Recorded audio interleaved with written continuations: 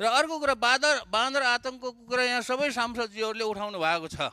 यो बाँदर आतङ्कको कुरा अहिले तपाईँहरूले उठाउनु भएको छ। यो कुरा मैले आजभन्दा 7 वर्ष अगाडिदेखि यो चाहिँ उठाएको हो र यसको लागि प्रयास गरेको पनि हो। राष्ट्रिय आविष्कार केन्द्रले 50-60 लाख रुपियाँ बाँदर चाहिँ यो आतङ्कलाई कम गर्नको लागि केही उपायहरू अनुसन्धान गर्नको लागि नवप्रवर्तन गर्नको लागि त्यो प्रयास गरेको पनि हो। मैले हरेक गाउँपालिकाहरूलाई 1-1 लाख रुपियाँ उठाउनुहोस्, 100वटाले उठाउनु भयो भनेदेखि 1-1 लाख रुपियाँ उठाउनु भयो भनेदेखि 1 करोड रुपियाँ हुन्छ। त्यति पैसाले त पुग्दैन होला, तरै पनि यसमा अनुसन्धान गरेर बाँदरलाई कसरी चाहिँ बाँदरबाट आतङ्कबाट चाहिँ कम गर्ने भन्ने कुरा गर्नको लागि अनुसन्धान गर्नै पर्छ। यहाँ संसदमा कराएर केही हुनेवाला छैन।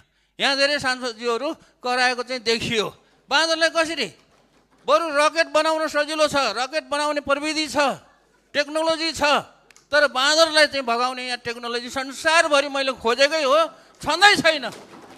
त्यसैले यसको एउटै उपाय भनेको के हो भन्दाखेरि यसको लागि 2-4 करोड 5-7 करोड कति हुन्छ अनुसन्धान गर्नको लागि खर्च छुट्याउनु पर्छ अनि त्यो चाहिँ गर्नुपर्छ। मैले सुन्नमा के आएको छ भने अहिलेको सरकारले चाहिँ एउटा टिम गठन गर्दैछ र त्यो टिममा मलाई पनि राख्नु भनेको छ। मैले त्यो टिम गठन गर्दैछ, बाँदर आतङ्क कसरी कम गर्ने भनेर अनुसन्धान गरेर उपायहरू पत्ता लगाउनको लागि त्यो चाहिँ टिम गठन गर्दैछ र त्यो चाहिँ होला, तर संसदमा कराएर मात्रै त्यो बाँदर आतङ्क चाहिँ हट्ने होला छैन। किनभने बाँदर चाहिँ एकदमै बुद्धिमानी जनावर हो।